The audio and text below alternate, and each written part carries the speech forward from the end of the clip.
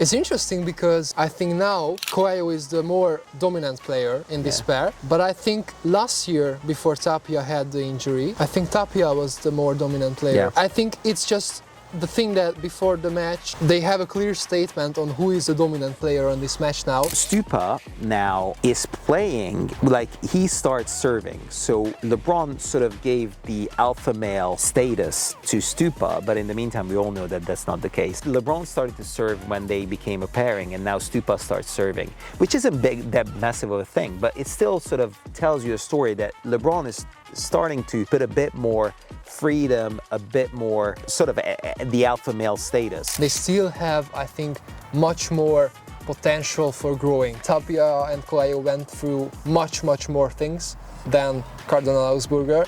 Literally, Cardona 2.5 years ago, I was seeing Cardona on a junior championship. So, and now he's here. If Coello and Tapia or Shingan is losing to a pair, I think they are spending a lot of time on analyzing why they lost. And I think it's much harder for a pair to beat them again. 100%. After they lose to them, because they're crazy on analyzing. They're just unbelievable on reading the game and how what they have to do and they can execute it as well. Hi everyone, this is another special episode of the Padel Podcast. I've got Tommy here again with me, and we're going to talk about the P2 in Valladolid, which has happened. So Tommy's going to lead the conversation again, as you've seen last week.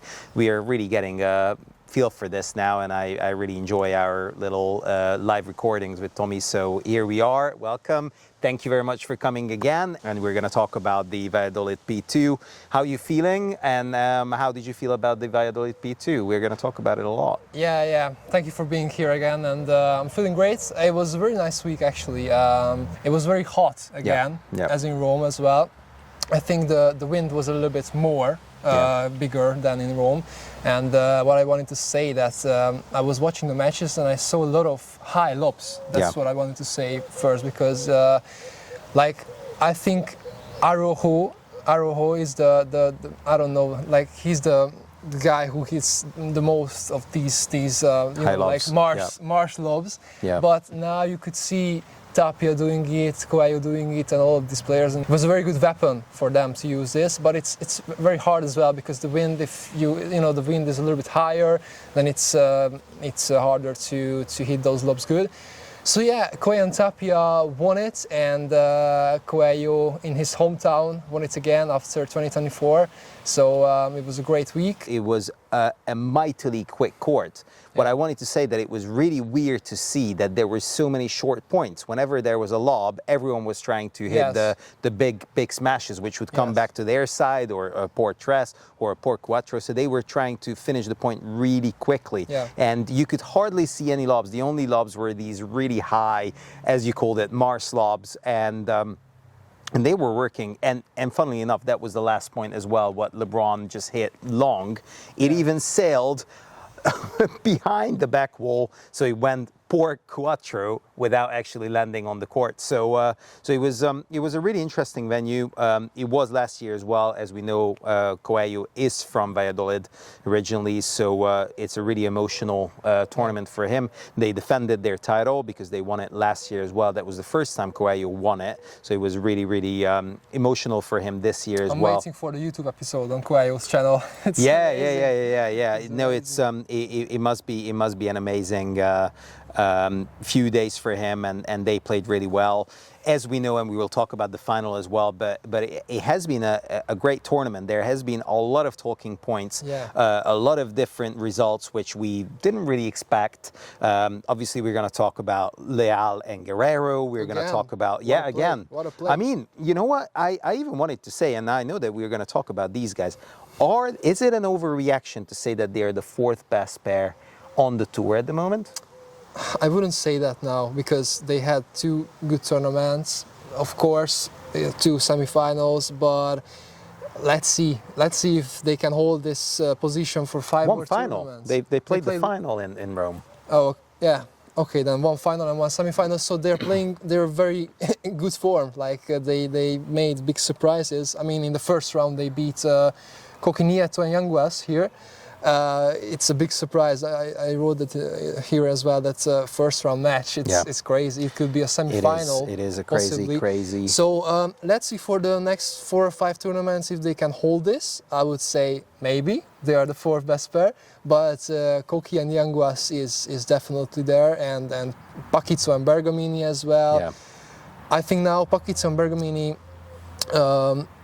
didn't have much chance. They play against Lebron and Stupa, but the 2 matches before that, it was 2 third set matches, so it was very, very big matches, and I think that was the reason they couldn't really get a chance against Lebron and Stupa, because there was 2 hard matches in the sun. And Pacizzo, last year, he was speaking a little about this, that the tournaments should be more indoor, because of the conditions, and I mean, in Rome and now Valladolid, the conditions were pretty tough, playing in the sun, and now in Bordeaux they're going to be on indoor, so it's going to be not just better for them, for the players, but better for us, because it's going to be more, I think... It's going to be more of a pure paddle, won't it? Yeah. But what I wanted to say about the conditions, that they were really tough, and as you mentioned, the wind was playing a part, also the sun, even you could see that usually you don't really see those clothing, what they're wearing, that they're just like sticking on them, and it was really interesting to see that they were visibly really hot on the court. I remember last year they even had to call the final off after 2 sets, because the court had to cool off, and they were actually watering the court because it was too hot to actually play. And look, it is historic, it is a great venue, questions are raised, but what we can also say, that the fans, oh my God, the atmosphere in this Plaza Mayor has been electric. I mean, you see that like fans are getting louder and louder, and they are enjoying the sport. But these guys, this is one of the main events where, I mean, it should be a P1 if you ask me. I think the P2 for this is a bit of an understatement, because they just played an amazing level of paddle, and there's so much, as I said, so much to talk about. But the fans really showed up. They really came out to play, and they were really happy. We're going to talk about the massive semi-final between Chingalan and LeBron and Stupa. We have to come up with a name for LeBron and Stupa, because it's just too long. Stuparon or something like that. But we'll just come up with something. Yeah, because Stupa is on the Reves, so he's the more controlling player. So Stu Reves. No, Stu Reves. Oh my God, man, I'm tired. Sturon, that is. Yeah, that's good. So I think it was really interesting to see on how this look. This was a P2, which everyone wanted to be part of, because Valladolid is such a historic city with the location. I can just talk about the location again. This is one of the courts which everyone knows. It is in the middle of a plaza. It's the middle, like the city center of Valladolid. So it is amazing that they could actually plant a court there. Yeah. Obviously, the lower ranked courts are outside of the Plaza Mayor, but at least the center court is there. So it's in a different location. It's just outside, so it's really close, but it's not there. So it's not on the Plaza Mayor, because this feels like a bull ring. So it feels like, as we talk about it, it might be an even if I could choose, I would make it a P1. I would definitely make it a P1. Yeah, but it's in Spain, so I mean, in Spain, Padel is the biggest, so you would expect a lot of fans, not just because it's in a crowded place, but I think all Spain tournaments is going to be like this. So Madrid, Barcelona, and all of it, because it's Spain, and people are playing it, loving it, not just playing it, but they are inside the Padel pros, and they are enjoying watching it. So let's go through now from the beginning of the men's tournament. So we mentioned Leal and Guerrero against Yanguas and Coqui Nieto in the first round. I mean, it's just a little bit tough first round for Yanguas and Nieto, but after Leal and Guerrero is gonna bring up results like this, they're gonna climb up in the ranking, and they're gonna be more up on the seeds. and also sorry to interrupt. What I was thinking that it's the first. So they had some thunderstorms the first day, so they actually had to postpone it for the next day. So it might have been different if they played the first day. It was a great match, but they had to play on the second day of proceedings. So it's interesting to know what might have happened if they played last match on, because that would have been the biggest match on the first round. Obviously it was. So it was great to see that they are really pushing it, and unfortunately they couldn't actually finish it because there was rain and there were constant interruptions. But what a match. I mean, crazy, because there was a lot of 7-6s on those as well, I think. So it was unbelievable. I think it was 7-6, 6-7, 6-7 or something like that. Yeah, it was crazy as well. There was a lot of 7-6s, and that was more effect on that it was fairly hard to break serve because it was too quick. And I mean, it was a different paddle than what we are used to. So, when you see the slow courts on how, let's say, Momo and John Sanz and Koki used to play, that they're just putting everything back. Now, John Sanz and Momo are a little bit similar, that they're just trying to build a rally, and that's how they will play. I would like to see some statistics about how many lobes are in total in a tournament like this. Or, for example, in Barcelona, because we know that Barcelona has a very slow courts in that venue at the Masters final. It's one of the slowest courts, and I would like to see statistics about how many lobes there and here. Because I think here it's so much lower. Because 100%. Just for example, from the return, I think they are making so high percentage down, not lobing. Now the cats are going crazy. They're crazy. They're crazy in the garden. They want to be superstars, so they are already superstars. So basically, the lobes are getting out now because of the high temperature, and it's obviously a different paddle now than in when Juan Martin Diaz played, for example. Or even Bella. And I mean, what you could see that they were hitting from way behind the base, from the service line. So they were trying to get it out. It didn't matter where from.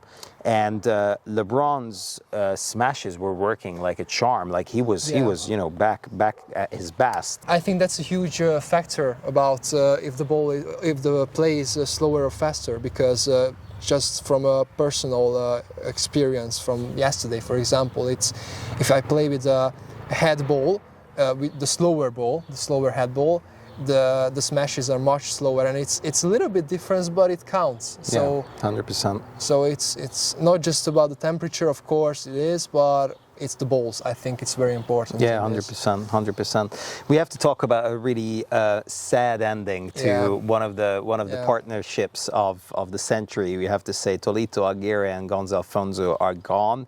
They played their last match together and they lost actually to Leal and Guerrero. So it was, but it was a great match. It wasn't like those guys were playing second fiddle. Like Leal and Guerrero, they're just in the form of their life. So in a way, it was expected that they're gonna lose that match, but they played a great tournament, great last tournament. Tolito is gonna join up, as we spoke about it on the last pod. He's gonna join up with Javi Garrido. And Alfonso, as we spoke about, is gonna pair up with Sanyo Gutierrez. It's a sad thing. As we know, they're one of the most liked pairing that there is. But I think I can just go back to the topics, what we mentioned last time. We have higher hopes for Tolito and Javi Garrido. Definitely, yeah. But Javi Garrido just lost his way. I think something needs to happen, because I think and you know what? Since he signed up with Wilson, it has been hit and miss for him. So it's interesting, and I don't know how good of a partner Tolito is, but I think he's a great partner, because I was watching this match against Leal and Guerrero, And I think the weak link was Gonza, and he was making, for example, at the second set tiebreak, or in the first set tiebreak, I don't know where was the tiebreak, but in the tiebreak he was making easy mistakes, and Tolito was always very positive about it. So if you just watch LeBron, how he's reacting when his partner is making a mistake, Tolito, I think, is a very good partner, and he's always so positive about every situation, and I think that's what you should do. That's why Coello-Tapia and Galan and Chingotto, it's not a mistake that they are there where they are, because they are. I mean, we have to mention this. I'm really happy you brought it up, because there was a lot of comments on LeBron and how he's pestering his teammate, and you could see that it's counterproductive. You could see that Stupa has been a bit tense, because he was in the fearing final semis as well. Like, you could feel that when they were serving for, and we're going to talk about that in a little bit more depth, but when they were serving for the match at 5-4 up in the third set, he tensed up massively, because he felt like, oh God, I cannot make a mistake because I've got this wolf next to me. Like El Lobo, he's just, he must be the most horrific partner there is. And you know my stance that I love the guy, but I mean, he definitely needs to be looked at by a psychologist or something, sports psychologist, because I think, his level, I think LeBron played an unbelievable tournament, but if his partner feels threatened by him, it's counterproductive. It's the worst feeling. Exactly. We know it. On our level, I'm not on Tommy's level, but on our level as well, when we have a partner who's horrific and who's demanding and who's freaking out when you make a mistake. When you or him makes a mistake, and you just watch his face, and he's like, and you can see that it's negative all of the time. Yeah. It's just that you play the points and you get a ball and you're already frustrated, because if you miss, you're gonna see that face. Yeah. And it's such a, and Stupa we have to give him thumbs up for that. A lot of props for that guy. Because it's a hard job for him, but Stupa knows that this part is hard, but he knows that he's got a world-class, unbelievable talent to his side, and a great person as well off the court. Yeah. 100%. I think they are very good, in a very good relationship off the court. I couldn't watch the whole interview with LeBron yet, but I'm gonna watch it, because there has been a lot of interesting topics there as well. So and a lot of personal things as well from LeBron, which I'm interested in there more. So LeBron is a great guy off the court, but when he's on the court, and I think it's because he wants to win so much, like Djokovic. Yeah, we spoke about Djokovic this. Djokovic is the same thing. Off the court, he's a nice guy, he's a chill guy, but when he's on the court, he just wants to win, and he's a different person.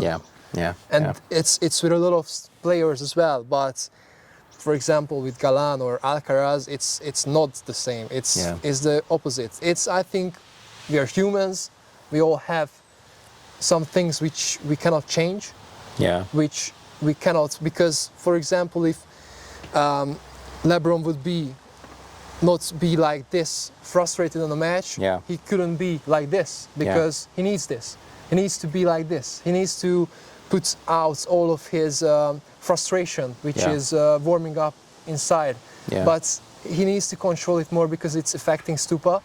And he needs to work on this. Look, it's arguably, I mean, it's a fact that they're the third best pair, what there is on this year. So this year, on the 2025 season, LeBron and Stupa by far are the third. Arguably, in some tournaments, like for example this one, they are the second best pair. So, yeah, the interview is interesting. Massive shout out to Pablo Garcia from El Cuatro Set, because he managed to put really good snippets of the interview of LeBron. And LeBron on English translate. With English translation, so or subtitles. So it's great to see. Look, he's an honest guy. He's a great guy, and it's amazing to see on how much he wants to win, and how amazing his all. Look, his persona is about winning. He was world number one for quite a bit, and now he's back. He's close to actually breaking through the barrier to actually challenging for world number one again. But as I said last week, I don't think he's going to make it because he doesn't have that world class of a partner who Galan is. And Tapia and Galan are on another planet, and Coello and LeBron are different. Coello is just a better paddle player, or at least he's in better form than LeBron, and he's, if you ask me, he is a better paddle player all around because he's just more complex. Yep. So I think it's, LeBron, great guy off the court.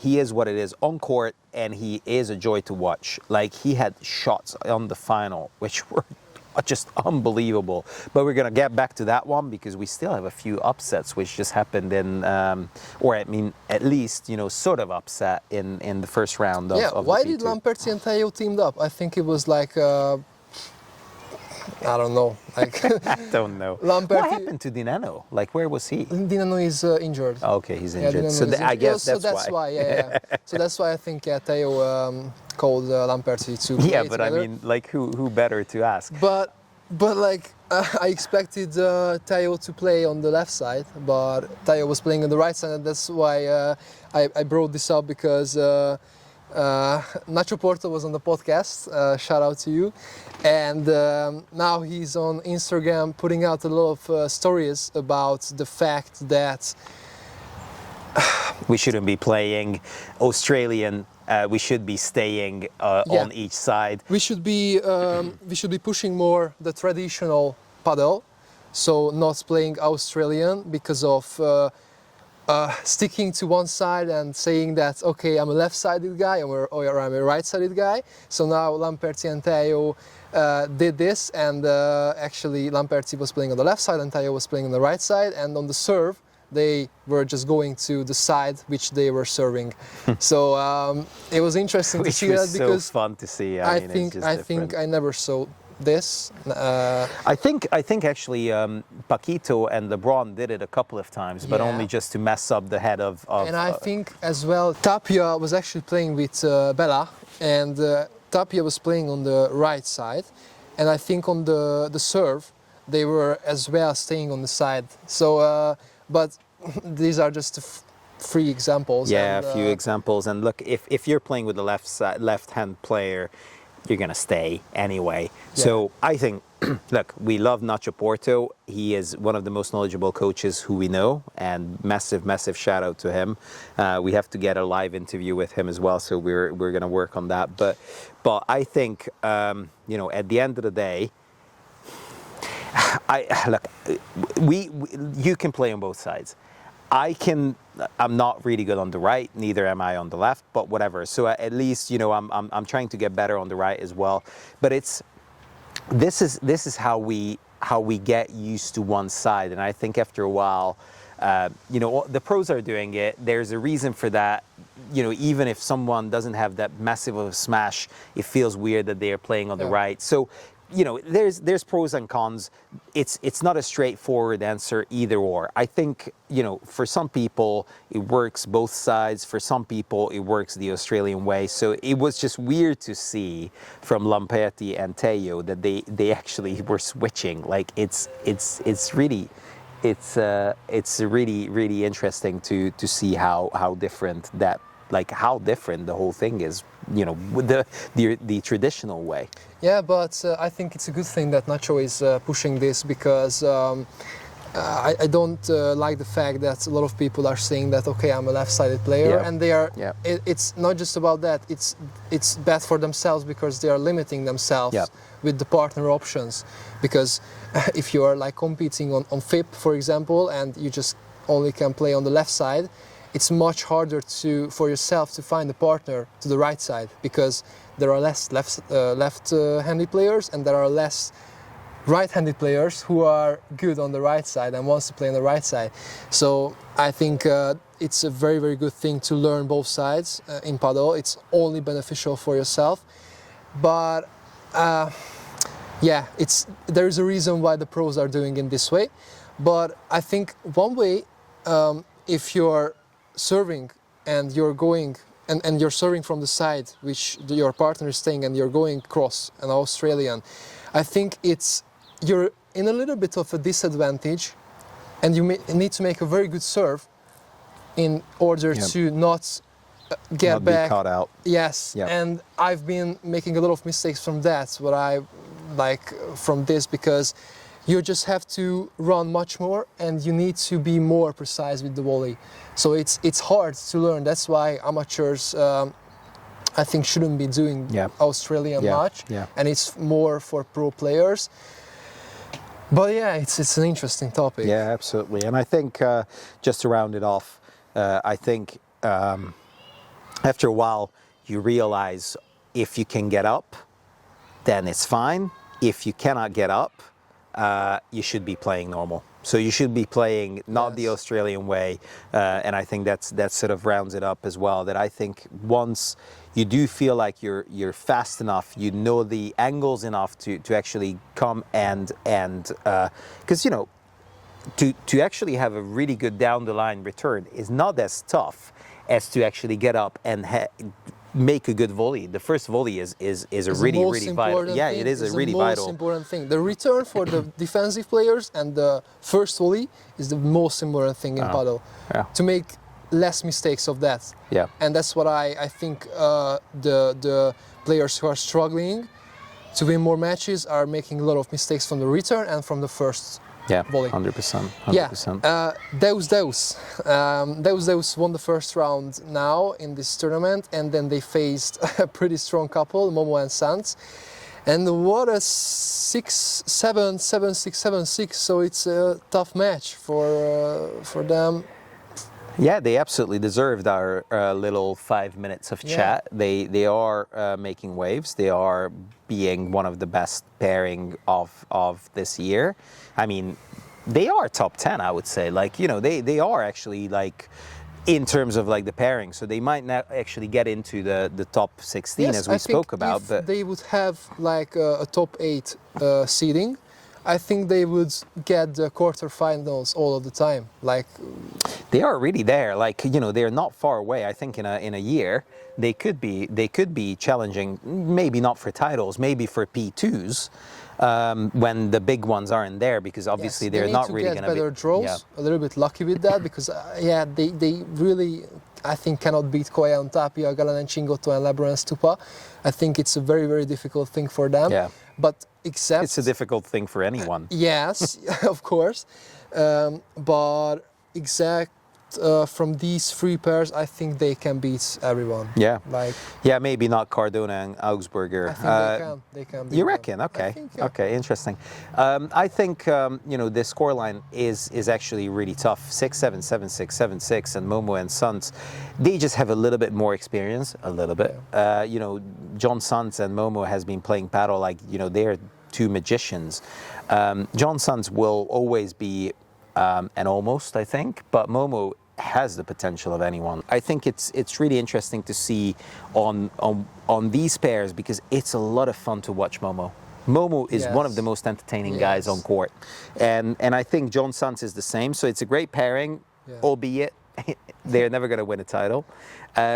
But look, don't say that. Yeah, maybe they will. They will be different. But look, I mean, Deus, they're the real thing. Like they're almost there. So it's great to see this year, and also we will be talking about the final shortly. But we cannot understate that, like, there's a lot of new faces this year. Yeah, it's so much fun to see. The range is getting higher, and it's also there's 3 pairs this year, not 2. Obviously, Coello-Tapia are a level above, but when we say that, Chingalan just won the last 3 tournaments. Yes, and there is Lalen Guerrero coming now, and Lebron and Stupa is a very good third pair. So it's great to see. And they're playing finals. They're upsetting in the semis, either Coello-Tapia or Chingalan. So it's amazing to see how it evolved. Because last year it was.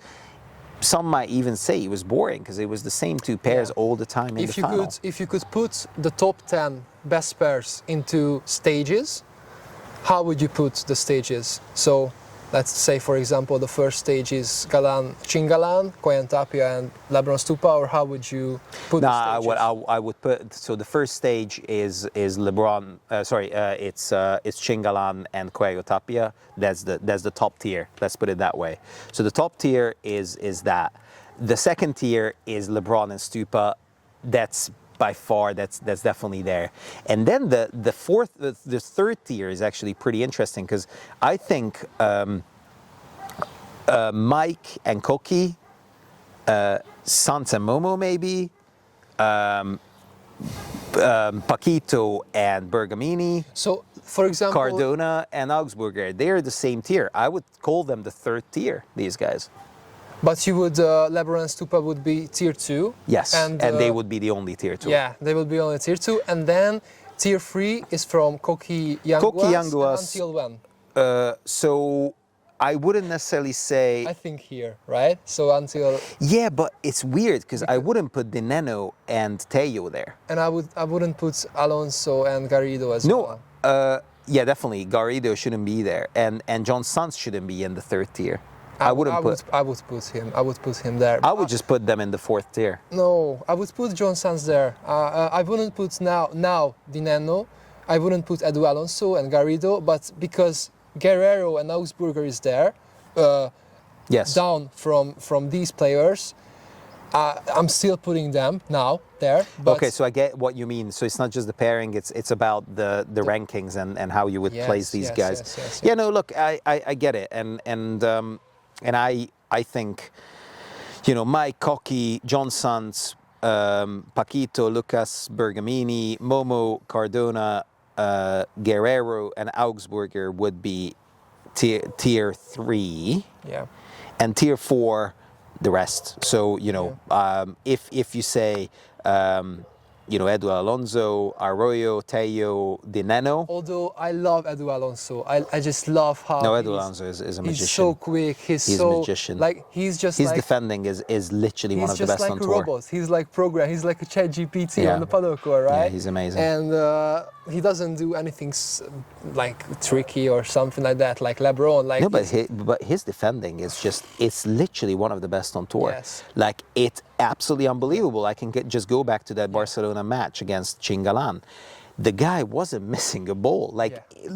Chingoto and Galan, they were both trying to absolutely demolish the guy, and he was getting everything back. He was turning around literally he was in a carousel. It was crazy to see. He's unbelievable. And he's it's great. an underrated opinion, but I think Edu Alonso is gonna be on top.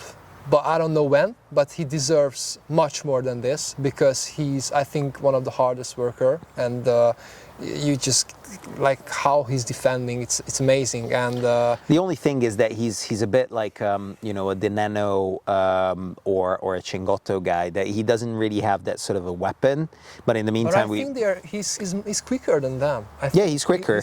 But if you look at shot selection, if you look at what Chingotto is a different level, obviously. I think it's consistency and less mistakes from Chingotto. Maybe. Now. Maybe. Yeah. No. Yeah. That's how I would rate them. Yeah, and Cardona and Augsburger.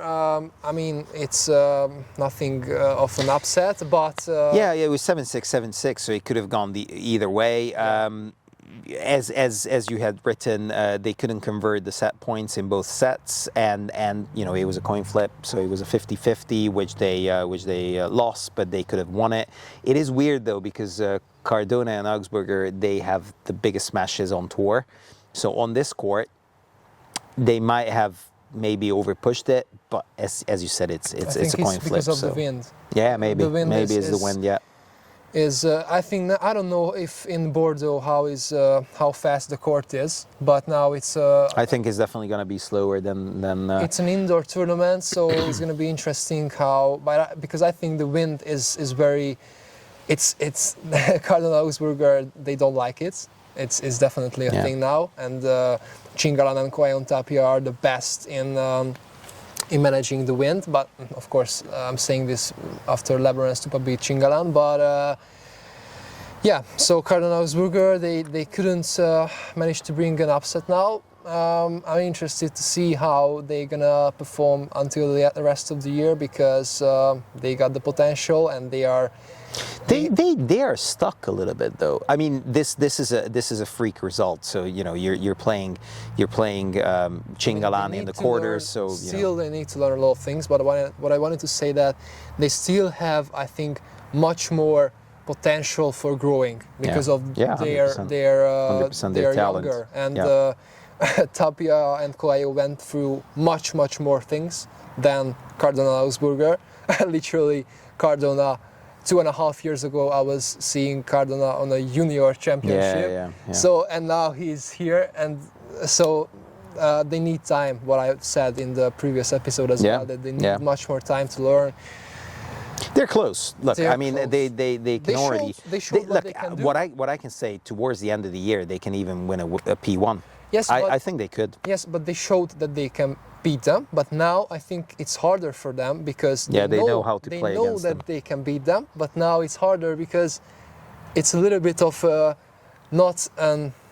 They just know them, so it's just these guys also have the videos and they also prepare for every match, so it is something which when you're like looking at it and you just know that, okay, so now we have to play this, now we have to play a Chiquita towards Cardona, now we have to play between them because they don't read it that well. Okay, let's put, I don't know, like a Bajada to Augsburger's backhand. And if Coello and Tapia or Chingalan is losing to a pair, I think they are spending a lot of time on analyzing why they lost. And 100%. I think it's much harder for a pair to beat them again. 100%. After they lose to them, because they're just crazy on analyzing. They're just unbelievable on reading the game and how what they have to do and they can execute it as well. So it's great to see. Semifinals? Semifinals, yeah. So Tapia, Coello, Guerrero, and Javi Leal. Good match. Although I would say nothing special. Yeah, I look, Tapia and Coello were just too good. I think there's not a lot to say about it. They were just too good. Coello and Tapia, they're just a level above everyone else, really. But when you say Chingalan beat them lately quite a bit as well, so it is not a bit, but you know what I mean. That they won more tournaments, Chingalan. So I think they really wanted this, Coello and Tapia. By the way, they really wanted this tournament because of Coello. But it was 6-4, 6-4 result. It was a great tournament by Guerrero and Leal because everyone was here and they had a really tough draw. First round already, like you had Yanguas and Nieto, so you cannot really draw any harder. Only if you get like the best of the rest or the rest of the best or whatever. So it was a great tournament by them and they played really well, but they were just too good.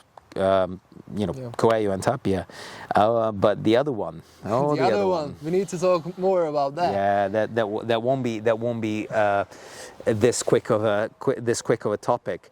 Were you surprised on the result? Yes, I think. And even on a fast court, right? So, if anything else, I would be thinking that maybe on a slower court, somehow they could win a chess match, but it has been inching ever closer, and obviously we're talking about Chingalan against LeBron and Stupa.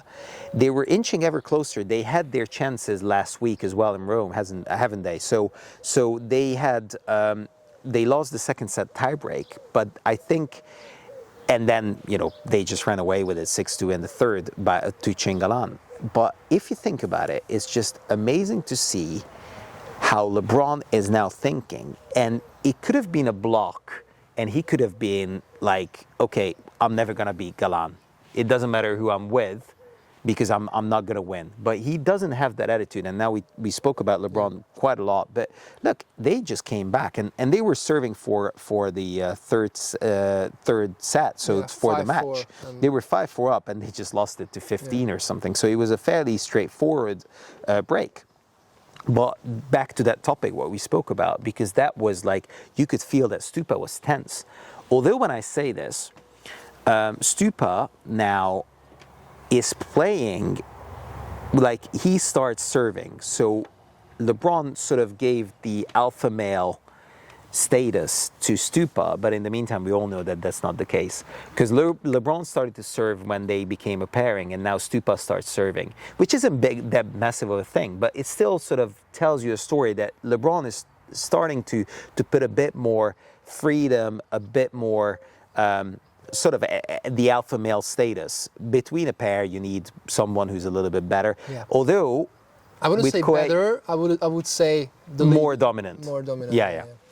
Yeah, but it's weird with Coello-Tapia because you cannot really say who's more dominant between the two. Maybe Tapia who is starting the serve most of the time? Coello, 100%. Always Coello. Always Coello. It's interesting. Always Coello. It's interesting because I think now Coello is the more dominant player in this pair, but I think last year before Tapia had the injury, I think Tapia was the more dominant player. And I think it's just the thing that before the match they have a clear statement on who is the dominant player on this match now. Yeah. And I think if there was a switch when the injury happened, and Tapia he's just not trying to make a lot of smashes, and I think now Coello is the one who is like going inside and trying to finish off the point. Yeah. But I think if there will be a statistics of how many smashes they are playing together, I think it's much lower now. Yeah. We spoke about it last week as well. I think what is really interesting, and a lot of people don't really talk about it, the touch of Coello. How he blocks is unreal. The other thing is that he has these delicate touches on the chiquitas, which are just unbelievable. How he can cut the ball and how he can even play the bajadas on his backhand, on his forehand. It doesn't matter. He just has this amazing, and obviously when he goes big, lucky girlfriend. It's I don't know about that, but he's just an unbelievably agile paddle player who just now had the raw power, like Cardona or Augsburger. But now he's just one of the most complete paddle players. Yeah. And a lot of people don't really talk about it because it's always Tapia's flair. But I don't think Tapia would be this good if he didn't have Coello next to him. That's my true belief. They learned a lot. Coello was playing with Lamperti. He was playing with Bella. Yeah. And he was just learning so many things from them. Yeah. Because they are Bella. I mean, Bella is the greatest example of the defensive play, of the chiquitas, of the lobs and everything.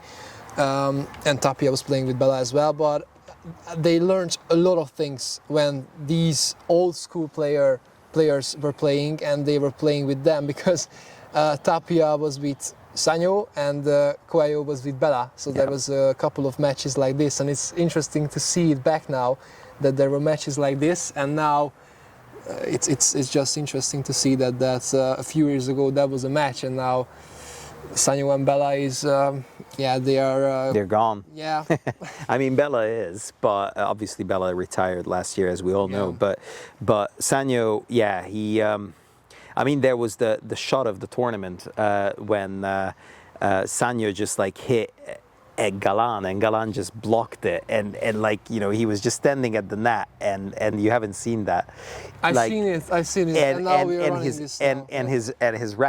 And his racket just fell out of his hand, but he still blocked it. It was crazy to see. Even Sanyo asked if that was a legal shot because it felt like if you're not holding the racket, it's not a legal shot. Yeah. But Galan said that he thinks he held the racket. I don't know what the outcome was, but I'm pretty sure that Galan. I think Galan just won the point. So look, massive shout out to LeBron and Stupa. For finally overcoming Chingalan. What do you think about Stupa's serve? Your father has put it out. Yeah, my father has put it out on TikTok that Stupa is serving a little bit high, but it's not about how. But I mean, your father serves a bit high as well. To be fair, he's serving high. Yeah.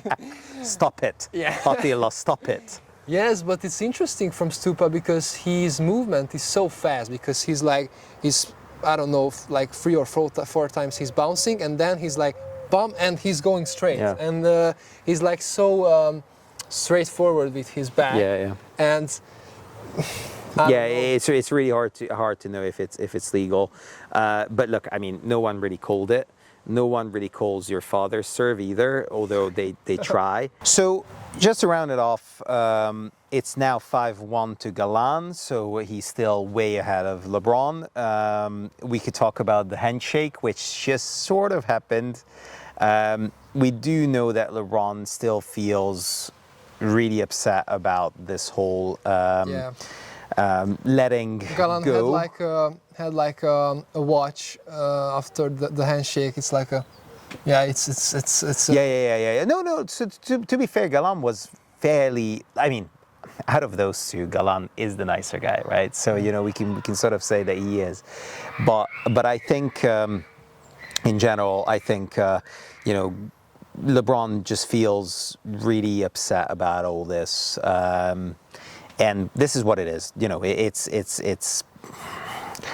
It's sad to see that this great pair dissolved and there's not going to be anything left of all this. But look, massive shout out to LeBron and Stupa, and they played a great final as well. Yeah, they played a great final. They lost 6 games in a row after being 5-3 up.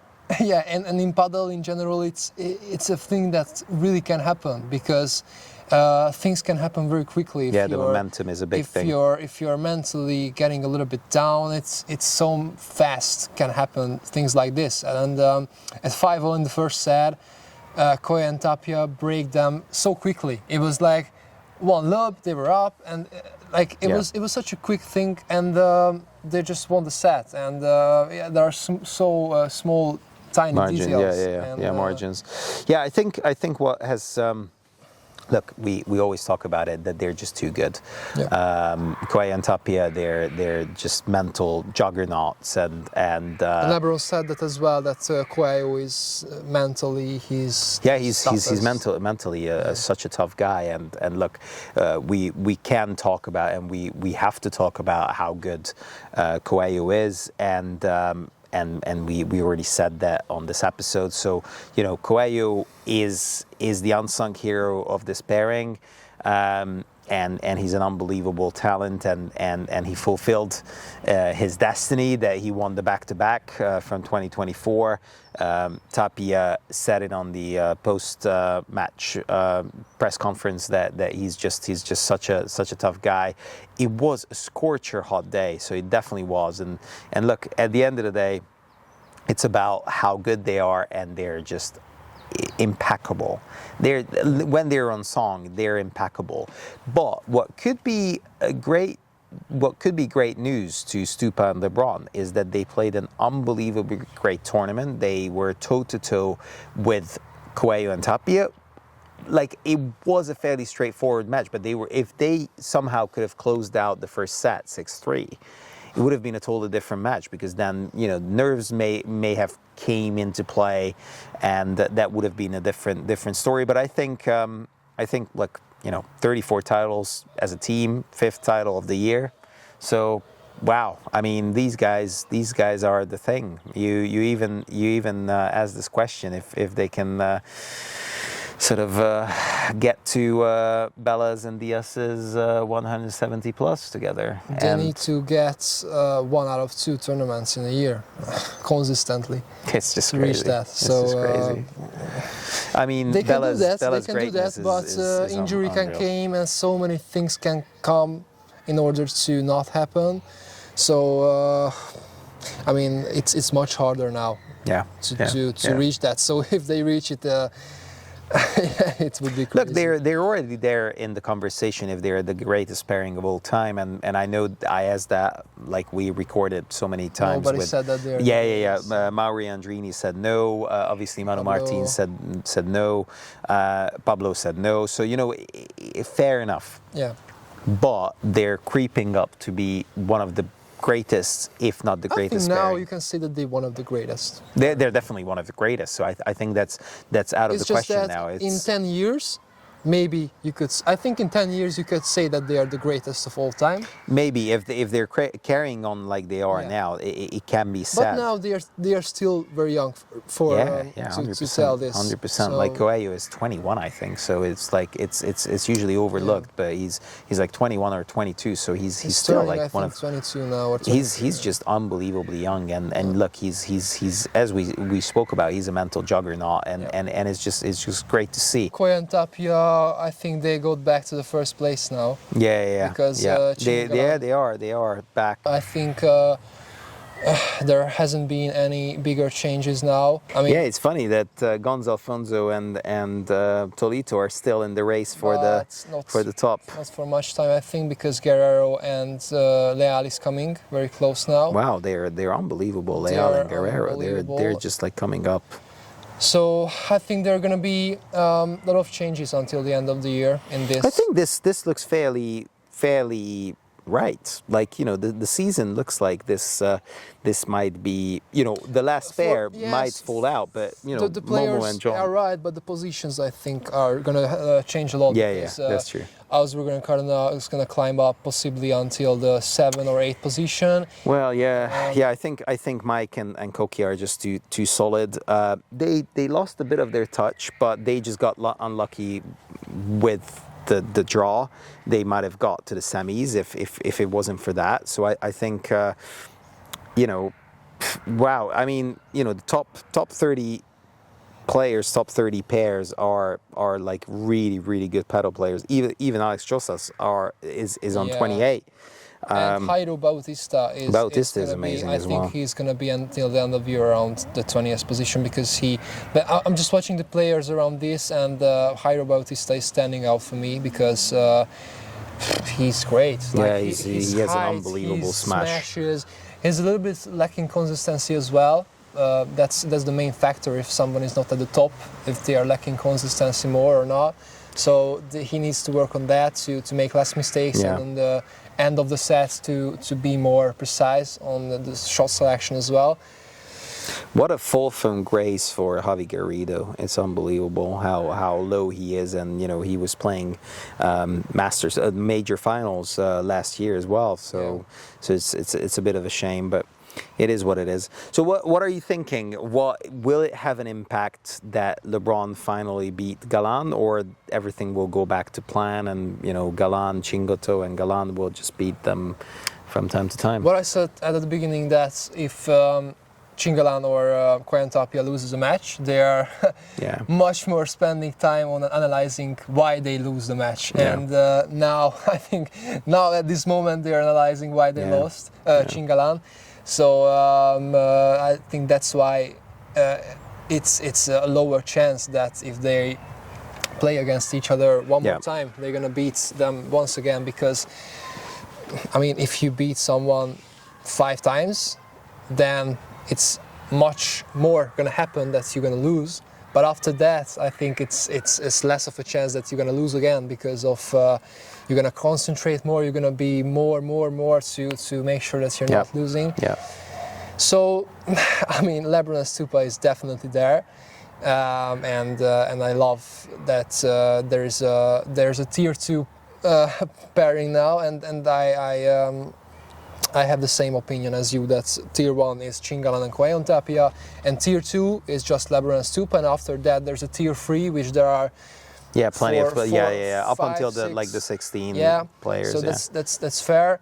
So I'm just loving it that the margin is getting bigger, and there are more surprises now, because 2 years ago LeBron and Galan was the tier 1, and I think I couldn't put anyone into the tier 1. 2 years ago, I think Coello and Tapia were already there. So it was I would say 4 years ago. 4 years ago, it was good pairings, and Paquito was obviously there, and Coello and Tapia separately were there. 4 years ago, I would there would be on tier 1 only Galan and LeBron, and on tier 2 I would put Paquito and Dineno. I would put Tapia and Sanyo.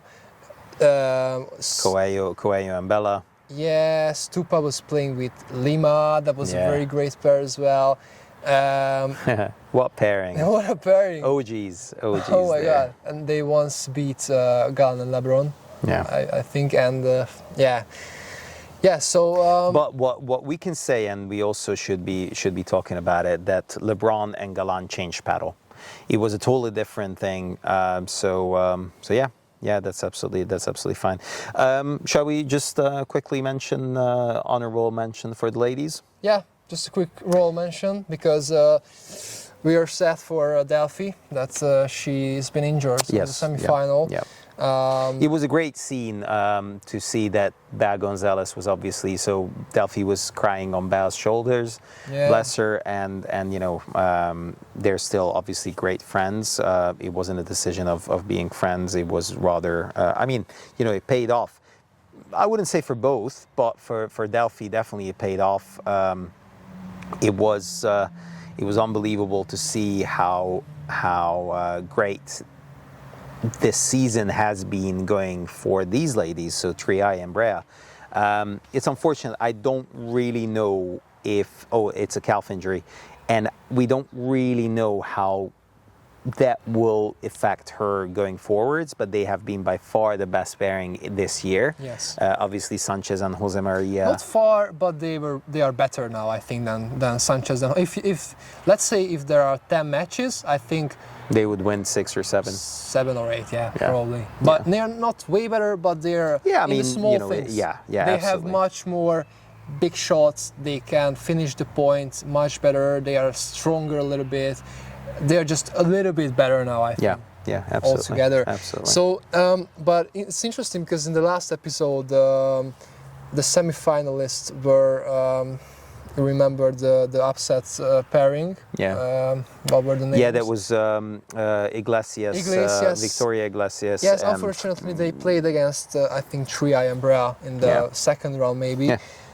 So they didn't have a chance, unfortunately. But now Osoro and Calvo was playing the semi-final, so that's again a proof for my thing. What I said that there's only 3 pairs. There's only 3, but how would you say the tiers here? Because I think look, top 2,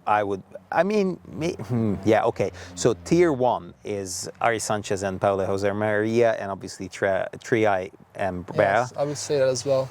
Tier 2 is Gonzalez and Fernandez. It's the same. Is the same, and then there's quite a few of these. And I think the tier 3 is like until I don't know top 20 or something like that. So and it's even more apparent. So yeah, definitely. But my favorite pairing is Gonzalez and Fernandez. I just love. It's just amazing to watch those ladies. Yeah. Like, to be fair, Bea Gonzalez plays like, and obviously that's with the best intention. She plays like a man. Yeah. So she has a massive smash. She plays like really attacking play. Like, she's a bit like Augsburger in the ladies. So her shot selection sometimes is questionable, but she has that raw talent, which is just great to see, and how amazing she can hit the ball is great. It's great.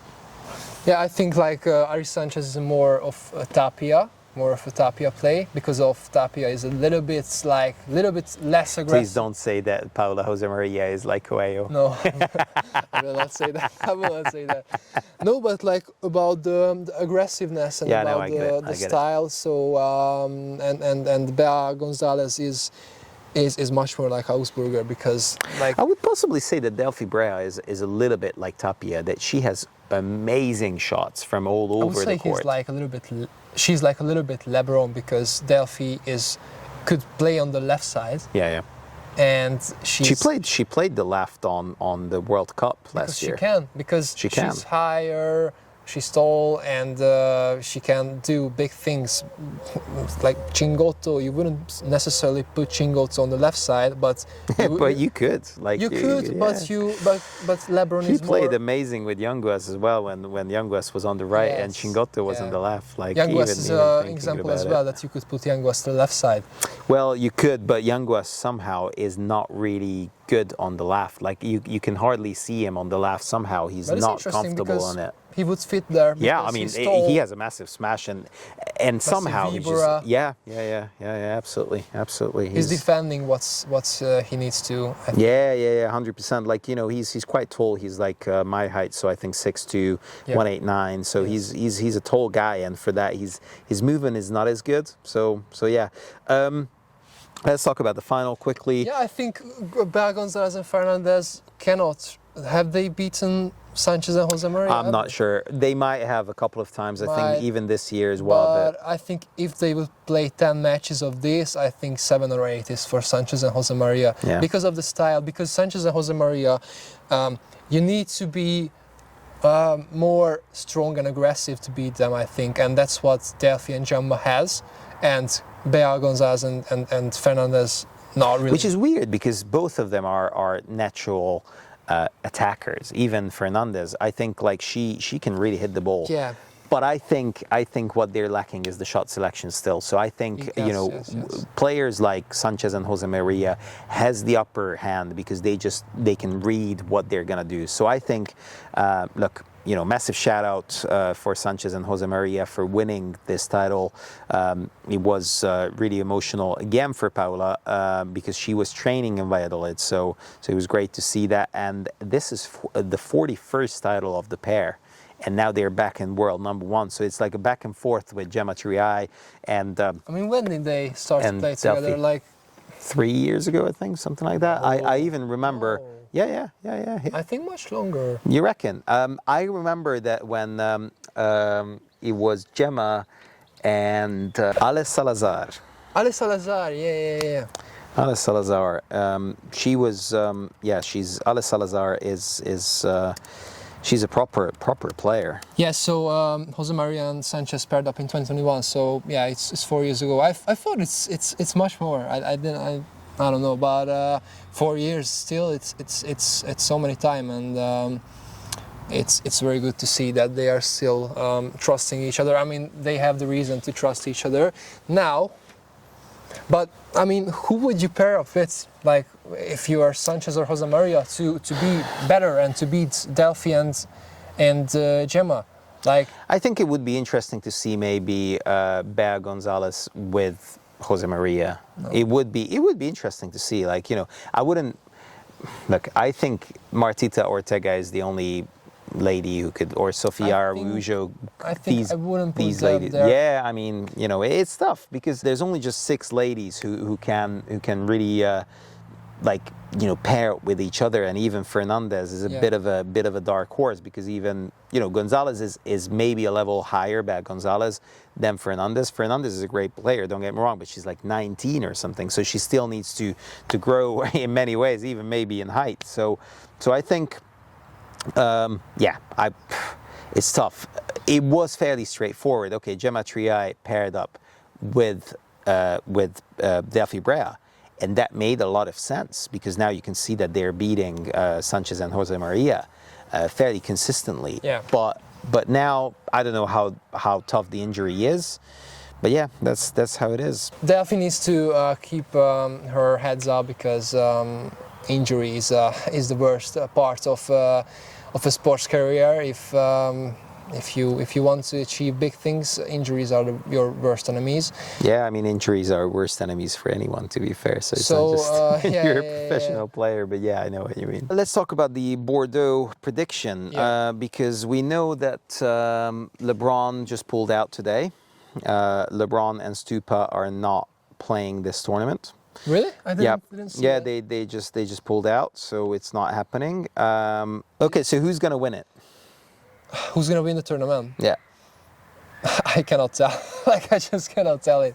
I mean, I would say Chingalan. I think they're going to come back strong. Coello-Tapia now. I would say Chingalan. You're saying Coello-Tapia. We are not really going for something crazy. So we're not saying Momo or John Sanz, or we are not saying Javileal and Guerrero. But we'll see how it goes. Okay, so there's Malaga in 2 weeks. So it's 1 week after. So we're gonna have 1 week rest.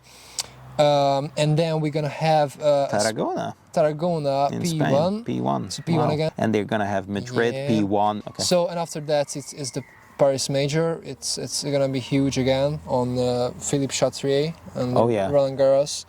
is going to be in Germany. Germany. So Nice. that will be a new tournament to P2. I think in Germany there's going to be a lot of viewers. And then Rotterdam the Rotterdam as well. P1. Milano P1, New Giza P2, which was a really interesting tournament last year because Stupa and Youngwas won it, I think. Yeah. So that will be great. Then to Dubai P1, Mexico Major, and then the Barcelona finals in December. So still a lot of paddle to be played this year, and we're still gonna be here. Please give us a subscribe and a like. And all the channels, so you can find us on Spotify, you can find us on YouTube. Tommy is like he's a hard worker, this guy, so he's putting out all the shorts on our Instagram and TikTok, so do follow us on there. But if you would like to know more info about it, please do check out all our socials, because we are working hard to bring you all the paddle news about Premier Paddle. Also, we are still, like, I'm trying to get some great guests for you guys. Possibly at the end of the week there's going to be a different kind of episode. It's not going to be about Premier Padel. We had one more interview at the Padel World Summit in Barcelona with Robin Duda. She's I'm gonna give it to. Yeah, so she's a really interesting character. She is the founder of RacketX, which is one of the biggest summits in the world of racket sports, which is held yearly in Miami. So please do check that episode out. I really wanted to get her live behind the camera with a microphone in her hand. So please do check that episode out. But as I said, follow the Padel Podcast, and we just love it that you're here. Please give us all the comments, and if you want to see someone who I interview, please do let us know. You can find us, as I said, on all the different social media platforms.